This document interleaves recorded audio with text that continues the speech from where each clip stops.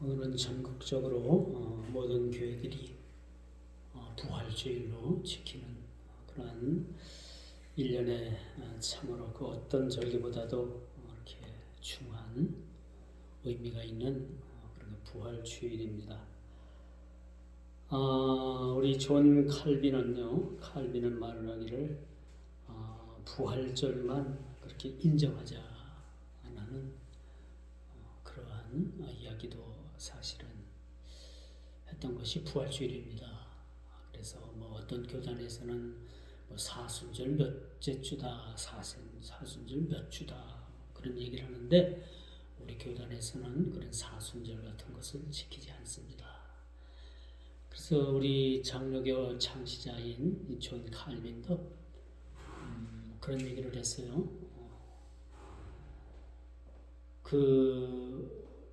우리가 신약을 살고 이렇게 은혜의 시대를 사는 우리들에게 있어서 절기를 지킬 것은 단 하나 부활주일이다 라고까지 그렇게 얘기를 했습니다. 그래서 성탄절보다도 이 부활주일이 훨씬 더 우리 기독교에서는 의미가 있고 뜻하는 바가 있다라고 해도 가언이 아니라는 겁니다. 우리 주일을 한번 돌아보면요, 우리 겨우 내내 이렇게 죽은 듯 보였던 그런 벚꽃이 또 이렇게 여러 가지 나무들이 하나 둘씩 우물 돋고 그렇게 새싹을 피울 그런 준비를 하고 있습니다. 우리가 알다시피 무심천에는 꽃이 아직은 피질 않았어요. 그런데 저희 교회차가 운행을 하려면 무심천을 그렇게 통과를 해야 되는데 무심천을 지금 다 막아놨습니다. 그래서 제가 운행을 하다가 차를 되돌려서 그렇게 오늘 운행 시간이 조금 늦었습니다만은 이렇게 모든 나무들이 봄이 되면은 그렇게 겨울에 내내 얼어 죽은 것 같기도 했던 그런 생명력이 없던 나무에도 어느덧 그 가지에 싹을 틔울 그런 준비를 하고 어떤 나무들은 파릇파릇하게 어떤 일찍 피는 꽃들은 그렇게 꽃을 피우는 그러한 계절이기도 합니다. 참 이처럼 모든 자연도 이 봄을 맞을 봄아리를 하고 있다. 그렇죠? 그래서 한 송이 국화꽃을 피우기 위해서 또 한 아주 엷은 새싹을 피우기 위해서 많은 이 자연의 모든 생물들이나 식물들이나 모든 생동하는 것들은 봄아리를 하고 있다. 우리 믿음의 신앙도 마찬가지예요. 늘 우리의 신앙도 신앙의 아리를 알고 살아가게 되는 거죠. 저는 신앙의 아리를 성화라고 봐요. 끊임없이 우리가 주님을 향해서 우리가 성화의 과정을 가게 되는 거죠. 그래서 우리의 신앙이 어제보다는 오늘이, 그렇죠? 오늘보다는 내일이라는 것에 우리가 희망을 걸고 살아야 된다. 우리 신앙은 태보라는 게 없어요. 우리 신앙은 태보라는 것은 없고 제자리에 머무르는 것 또한 없고 앞으로 전진만 있을 뿐이다. 그래서 우리가 주를 향해서 앞으로 그렇게 나아가게 되는 거죠. 이게 우리 믿음의 신앙인 겁니다. 그러므로 우리 믿음의 신앙의 아리라고 하는 것은 우리가 성화를 위한 그런 하나의 몸부림이다라고도 해도 가언이 아니라고 말씀드릴 수가 있는 것이죠. 오늘 부활주일을 맞아서 오늘 24절 말씀해 보니까 주님의 부활은 죽음에서 생명으로 옮겨졌다라는 그런 말씀을 우리에게 주고 있죠. 너희에게 이르노니 내 말을 듣고 또 나 보내신 이를 믿는 자는 영생을 얻었다. 심판에 이르지 아니하며 사망에서 생명으로 옮겨졌느니라 라고 이렇게 말씀해 주고 있습니다. 부활은요 고난의 터널을 지나서 그 죽음의 고난의 긴 터널을 지나서 바로 터널을 막 빠져나온 그러한 상황에서 그 광명천지와도 같은 큰 빛을 그렇게 보게 되는 겁니다. 그것이 저는 부활이다라고 말씀드릴 수가 있는 거죠. 즉 오늘 본문에서 말씀하는 것처럼 사망에서 생명으로 옮겨지는 것이 부활의 참된 의미라는 것을 우리가 잘 알게 되는 것입니다. 여러분이 현대의학으로서도 아직도요 죽음이라는 것을 극복하지 못했습니다. 세상에 많은 의학자들, 많은 과학자들은요 이 죽음을 정복하기 위해서 많은 의학, 많은 약, 많은 좋다는 것을 개발을 해보지만은 아직도 우리는 인간이 죽음 앞에서 그 죽음을 극복하지 못하는 어떤 과학으로도 이 죽음이라는 것에서 다시 생명으로 옮겨지는 과정을 입증하지 못했다.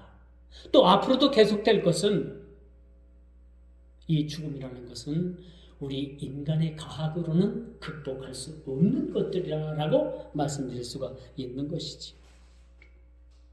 여러분 인간의 과학이 아무리 첨단을 달린다고 해도 아직 죽음 앞에서 저희들은 나약한 존재들인 거지.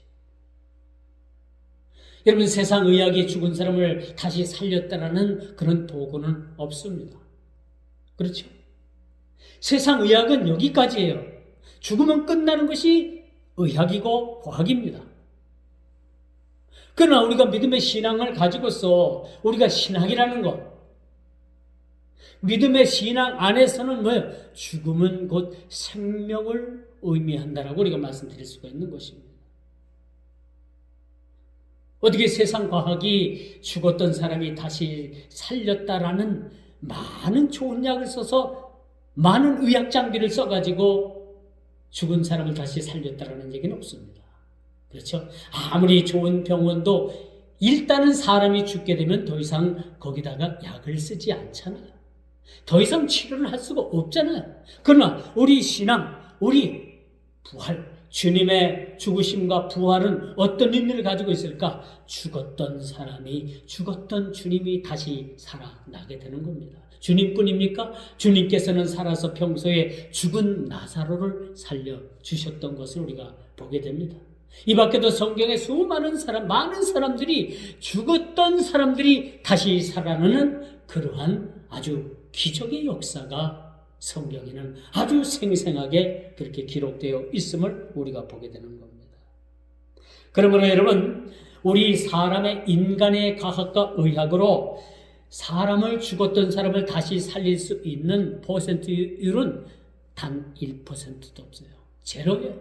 0%입니다. 우리 주님만이 죽었던 자를 다시 일으켜 세울 수 있는 권능이 우리 주님께만 있게 된다는 겁니다. 그 모델로 우리 주님께서 친히 죽으셨다가 다시 살아나신 것이 오늘날의 부활입니다. 주님의 부활은 우리의 부활이라는 거예요.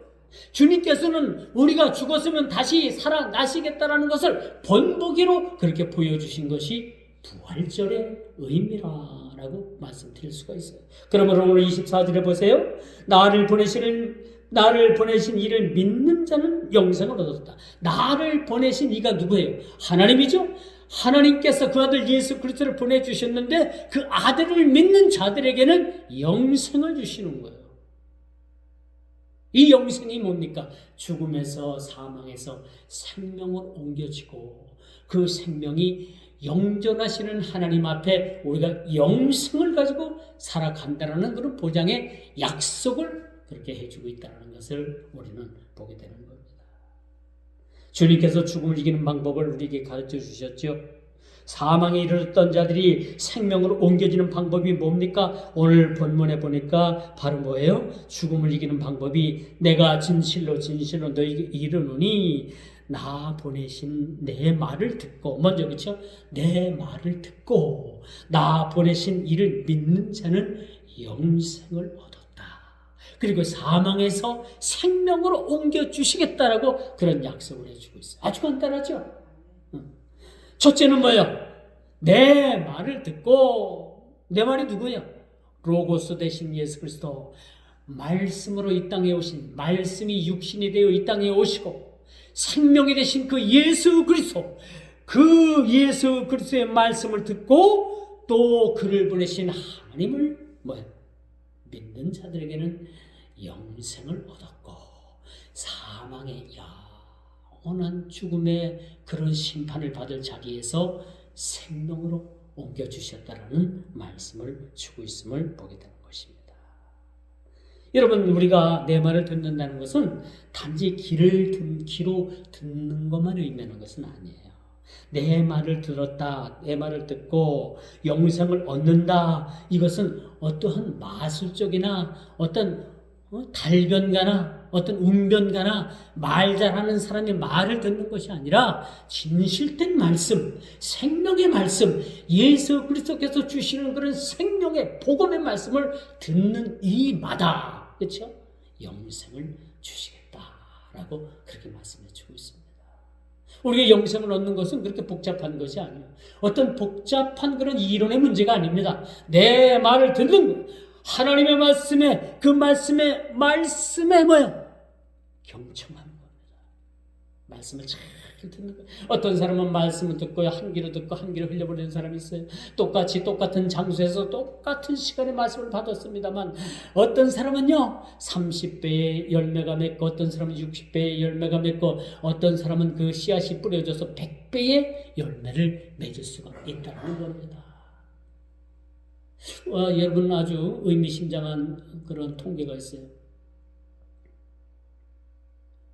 예배 시간에 말씀을 듣는 청중이 그 청중 중에 20%만 하나님의 말씀을 듣는다는 거예요. 나머지 80%는 뭐예요? 들으나 금방 잃어버리고 들으나 무시해버리고 어떤 사람은 아예 들을 생각도 하지 않고 시계만 쳐다보고 언제 끝나나 그렇게 말씀을 듣지 않는 사람들도 부지기수랍니다. 10명에 2명 정도만 진실로 하나님의 말씀을 듣고 받아들이고 아멘 한다는 거예요. 놀랍죠? 놀라운 일입니다. 그러면 우리가 말씀을 듣는다는 것은 단순히 귀로 듣는 것만을 의미하지 않는 거죠. 말씀을 듣고 그 말씀을 이성으로 판단해서 그 이성된 말씀이 내 마음으로 내려와서 내 마음의 신비에 그 말씀 하나하나가 그렇게 새겨지는 거예요. 독립선언서가 어떻게 기록이 되어 있습니까? 철필로 기록을 해요. 철필로. 그만큼 한 나라의 독립에 대한 그 선언서의 글귀도 중요하지만은 오늘 이 본문과 더불어서 이 말씀으로 쓰여진 이 성경 전체는 우리에게 뭐예요? 생명의 말씀이다. 어떤 이들에게는 이 말씀이 꿀보다도 달달하고 그렇게 기록을 해주고 있음을 우리가 보게 되는 겁니다. 그러므로 이처럼 이 본문이 의미하는 사망에서 생명으로 옮겨지는 이 과정은 하나님과의 우리 자신과의 인격적인 만남인 거예요. 말씀을 통해서. 그렇죠? 우리가 자주 만나가지고 이야기도 하고 서로 교제를 나누다 보면 어느 날 이렇게 가까워지잖아요. 허물이 없어지고 내가 나만을 포장해서 가지고 있는 이러한 담이 자꾸 대화를 하고 교제를 하다 보면 허물어지잖아요. 그래서 서로가 서로를 알게 되는 거예요. 서로의 사정을 알게 되는 겁니다. 그렇죠? 여러분, 우리 신앙도 마찬가지예요. 우리가 주님과 인격적으로 주님을 만나게 되고 주님과 인격적으로 우리가 교제를 하게 되면은요, 우리가 주님에 대해서 모든 것을 받아들이게 되는 거예요. 이것이 우리 신앙입니다. 우리 신앙 고백이 뭐예요? 우리 신앙의 고백이 뭐예요? 주님을 인격적으로 만난 그 자체를 고백을 하는 거예요. 그렇지 않겠습니까? 우리 신앙이 바로 그런 것이라고 우리가 볼 수가 있겠습니다. 인격적인 관계를 가져오게 되는 것이죠. 이것이 하나님의 말씀을 듣고 또 주님과의 깊은 교제를 통해서 주님과의 그런 만남을 통해서 우리가 살아가게 되는 거예요. 그러니까 주님과 인격적으로 만난 우리 신앙인들은요, 흔들릴래야 흔들릴 수가 없는 거야.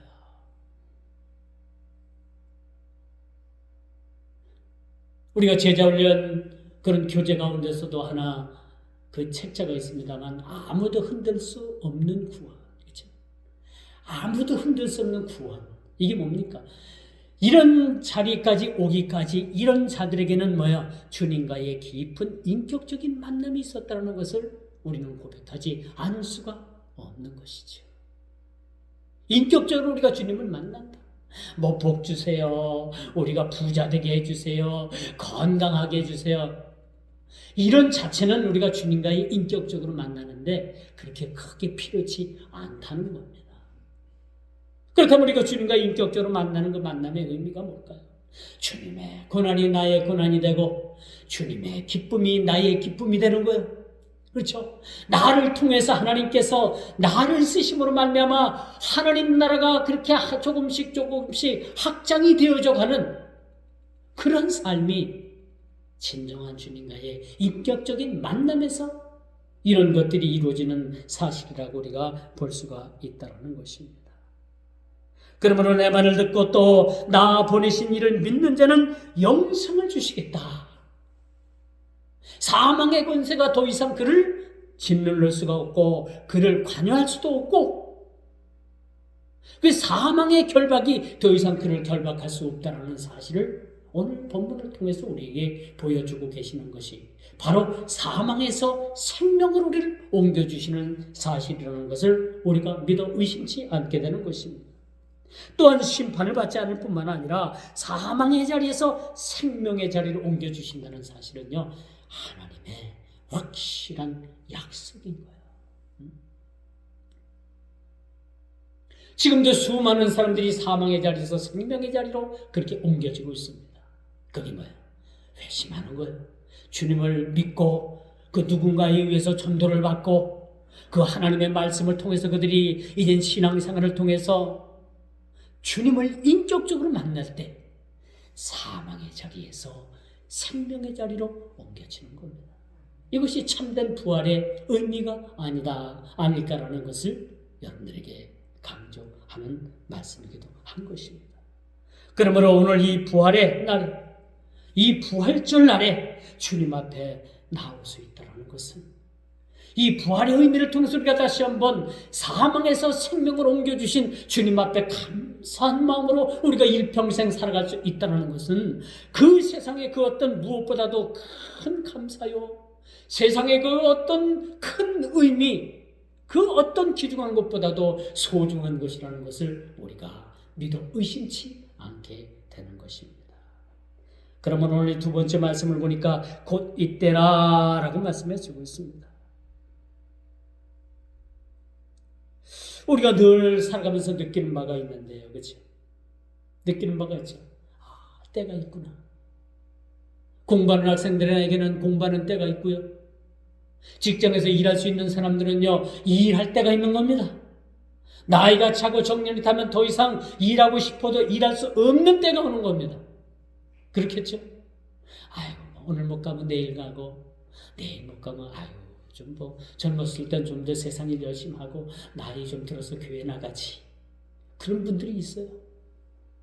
그런데 여러분, 그때가 있겠습니까? 그때를 기다려 주겠습니까? 그때가 오겠습니까? 이거는 보장할 수 없는 거예요. 지금 내가 가장 이 때가 지금 이 기회라고 생각할 때가 가장 시기적절한 때임을 믿으시길 바랍니다. 지나간 것은 우리가 후회해도 소용없어요. 지나간 것은 지나간 것이고 우리에게 오는 지금 오는 이때의 이 기회를 우리가 잘 잡는 것도 우리가 신앙의 하나의 승리의 관건이라고 말씀드릴 수가 있는 것이지요. 그렇다면 왜 주님께서 이때라고 말씀해 주고 있을까요? 하나님의 음성을 들을 때가 오나니, 그렇죠? 하나님의 음성을 들을 때가 온다는 거예요. 이미 도래했습니다. 그렇죠? 수많은 우리의 선진들도 이 말씀의 음성을 들으면서 하나님의 말씀을 들었습니다. 오늘 사는 저희들도 하나님의 이 때를 통해서 하나님의 음성을 듣고 있습니다. 다가오는 미래 세대에도 하나님께서 주시는 하나님의 말씀의 메시지를 우리가 들을 수 있을 것입니다. 바로 이 때를 이야기해 주고 있는 거예요. 그러므로 항상 때가 있는 것이 아니라는 것을 우리가 늘 염두에 두시면서 살아야 되는 거예요. 오늘의 할 일, 지금의 할 일, 지금 당장의 할 일을 내일로 미루지 말라는 겁니다. 내일 일은 내일 하고 오늘 할 일은 오늘 함으로써 족함으로 우리가 세상을 살아가게 되는 거예요. 그러면 우리가 항상 이 때를 우리가 잘 잡아야 돼요. 그래서 주님은 말씀하시죠. 천년이 하루 같고 하루가 천년 같은 세월을 우리가 하루를 살아도 천년같이 그렇게 살고 천년을 살아도 그렇게 하루의 의미같이 이렇게 함축된 그런 삶을 살아야 된다는 것을 말씀은 저희들에게 가르쳐 주고 있습니다. 그러므로 이제 마지막 이를 기이지 여기지 말라라고 28절에 이렇게 말씀을 합니다. 사망에서 생명으로 옮겨지는 거 뭐야? 우리가 늘 이것을 신앙으로 고백을 하지만 기이 여기지 말라는 거예요. 기이 여기지 말라. 이 부활은 모든 사람들에게 보편적으로 다 다가와야 됩니다. 그런데 우리의 구원이라는 것은 이 보편적인 구원이 아니라 절대적인 구원인 거예요.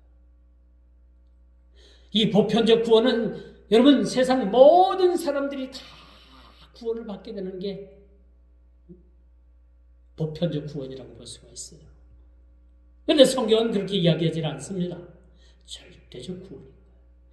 택함을 받은 사람만이 구원을 얻게 된다는 사실이죠. 이 지구상에는 아주 수십만 수백억 사람들이 그렇죠? 몇십억 사람들이 세상을 살아갑니다. 중국의 인구가 14억이고요. 인도 인구가 12억이고 이만 해도 26억 아닙니까? 적어도 세상의 지구에는 한 50억 이상은 가까이 사는 것 같아요.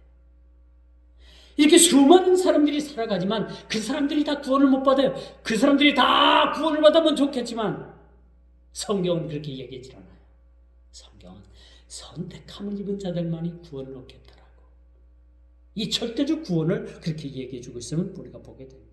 그 안에 우리가 들었다는 것은 사망에서 생명으로 옮겨지는 하나님의 놀라우신 그러한 일들을 우리가 받아들이게 되고 이런 속에서 우리가 살아가게 되는 겁니다. 이런 일들을 너희는 기이 여기지 말라라고 이렇게 말씀해 주고 있습니다. 그렇죠? 이를 놀랍게 여기지 말라. 무덤 속에 있는 자가 다 그의 음성을 들을 때가 온다. 우리가 부활절에 우리가 다시 한번 이 부활의 의미를 정립해 보면요, 이 악인들도 예수 믿지 않는 사람들도 마지막엔 부활을 합니다. 부활을 해요. 죽은 사람이 안 믿었던 사람들도 그 사람들도 부활을 하게 되는 거예요. 왜 부활을 할까요? 영원한 심판을 받기 위해서. 한쪽 편의 사람은 믿는 사람들은 영생을 얻고 영원히 하나님 영존하시는 하나님 앞에 가서 우리가 완전한 찬양과 완전한 예배를 드리는 그 하나님 자녀로서 살게 되는 자격을 가진 사람들이 부활을 하고요. 또 한 사람들이 믿지 않는 사람들의 부활이 있는데 그 사람들의 부활은요, 그 부활을 통해서 영원히 꺼지지 않는 불못에 던지움을 받기 위해서 그들도 여러분 부활을 하게 되는 것입니다. 그러므로 29절에 뭐라고 말을 해요? 이렇게 부활된 자들이 선한 일을 행한 자는 생명의 부활로 악한 일을 행한 자는 심판의 부활로 나오리라. 우리 믿는 사람들만 부활하는 줄 알았는데 그게 아니에요. 이 부활 주일날 우리 믿는 사람들은 여러분 예배를 통해서 이 부활 주일의 영광을 올려드립니다. 세상 사람들은 그렇지 않잖아요. 그러나 그들도 부활을 한다는 거예요. 왜? 오늘 29절 말씀처럼 심판의 부활로 그들도 나오게 된다는 사실을 우리가 오늘 말씀을 통해서 확인해 볼 수가 있는 것입니다. 이 부활의 논쟁은요, 이 초대교회 유대인들 중에서도 아주 끊이지 않았던 그러한 논쟁인 거예요. 사두개인들과 바리새인들. 사두개인들은요, 부활을 믿지 않았죠.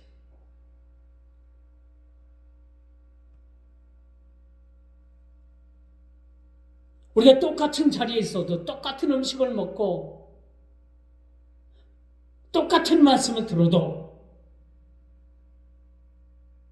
부활의 의미가 그 자신에게 주어진 선물인지를 알고 사는 그런 부류가 있는가 하면 이 부활이 부활인지도 모르고 사는 그 무지한 사람들도 세상에는 많이 있다는 겁니다. 아무리 우리가 부활을 부정한다고 해도요, 주님의 부활은 이미 정해져 있다는 거죠. 우리들의 부활도 이미 정해져 있다는 사실을 우리는 생각할 때 이것은 놀라운 일이 아니라는 사실입니다.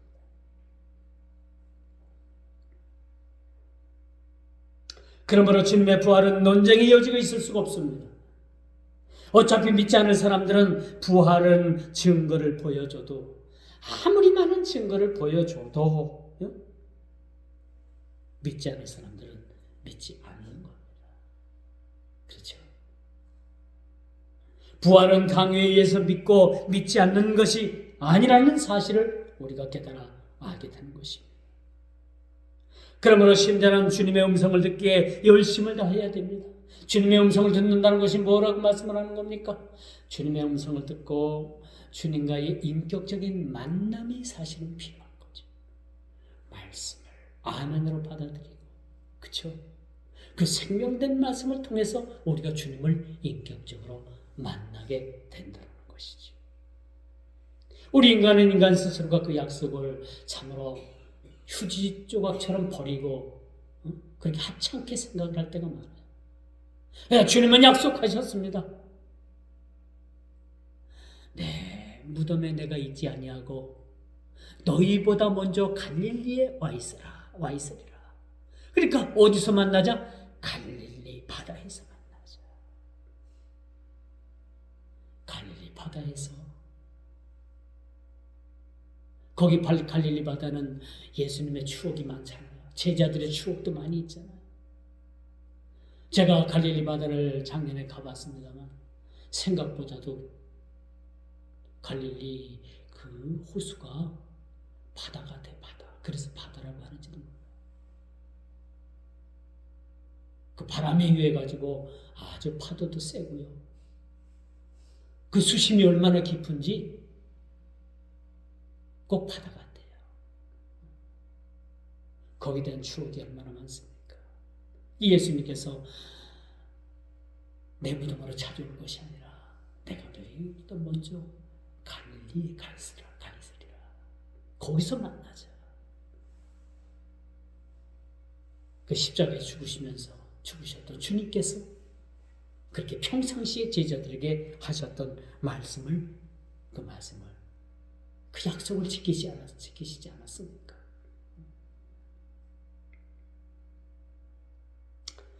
그러므로 선한 일을 행했다는 것은 주님과 동행한 사실을 우리가 기억을 해야 됩니다. 오늘 29절에 보니까 선한 일을 행한 자가 누굽니까? 많은 좋은 일을 한 사람들이 아니라 선한 일을 행했다는 것은 주님과의 동행을 얘기해 주고 있는 거예요. 슬플 때나 기쁠 때나 여러분 조건이 되나 조건이 되지 않으나 비바람이 치나 눈보라가 치나 주님과 같이 동행한 그런 삶을 살았던 사람들을 선한 일을 행했다라고 말씀드릴 수가 있겠죠. 그래서 주님의 음성에 귀 기울였을 뿐만 아니라 그분을 인격적으로 만났던 사람들이죠. 그렇죠. 새벽에 여인들이 예수님을 찾았잖아요. 그 무덤을 찾았는데 그 새벽에 예수님을 만났던 사람이 누굽니까? 주님의 제자들입니까? 여인들이었어요. 평상시에 신앙 좋기로 유명했던 그 예수님 주변의 여인들이 가장 먼저 부활하신 예수님을 그렇게 만났다는 사실. 성경은 이것을 우리들에게 그렇게 말씀해 주고, 오늘 우리가 부활주일을 맞이하여서 이 부활주일에 하나님 앞에 나와 예배로서 하나님께 영광을 올린다는 것 자체가 너무나도 귀하고 귀하다는 사실을 우리가 깨닫게 되는 겁니다. 우리가 생명의 부활을 맞느냐, 불신앙적인 태도로 우리가 심판의 부활로 나오느냐, 이것은 우리에게 선택의 여지가 없는 그런 확실한 일이라는 사실 우리가 보게 되는 것이죠. 이 우리가 부활을 맞이해서 우리가 다시 한번 생명의 부활로 오신 그 예수 그리스도, 그분을 우리가 인격적으로 만나고 늘 우리가 일평생 살아가면서 이 부활의 신앙을 놓치지 않는 그러한 모습으로 우리가 세상을 살아갈 때 결코 우리의 신앙은 고통이 아니고 고난이 아니고 어려움도 아니고 힘듦도 아니고 우리가 행복과 즐거움 속에서 끝까지 신앙생활을 견주할 수 있다는 사실들을 믿으시기를 주의 이름으로 축원드리겠습니다. 기도드립니다.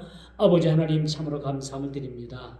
주께서 이 귀한 시간을 통해서 우리가 부활 주일로 하나님께 이 시간도 영광을 올려드리옵나니 우리 모든 심령들이 우리가 신앙생활하는 그런 신앙의 끝까지 부활의 소망을 잃지 않도록 도와주옵시고, 끝까지 이 부활의 기쁨을 가지고 우리가 승리하며 사는 우리 모든 성도들의 삶이 되어질 수 있도록 주의 은혜를 더하여 주옵소서. 예수님의 이름으로 간절히 기도드리옵나이다. 아멘.